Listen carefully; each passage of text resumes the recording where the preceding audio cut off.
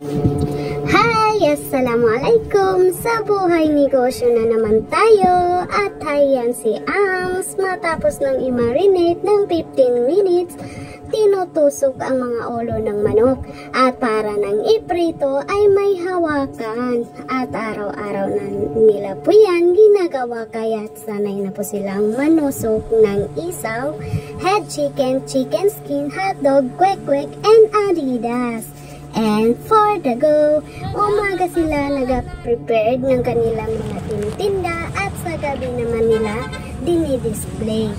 At sarap na sarap ang customer dahil bukod sa masarap, mainit pa. Doon kasi nila niluluto kung saan sila nakapwesto. Makikita pala ito sa Sharif Pagwak along the highway ng Labu-Labuan.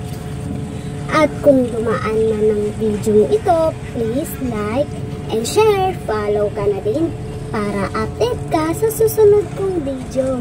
And see you into the next video.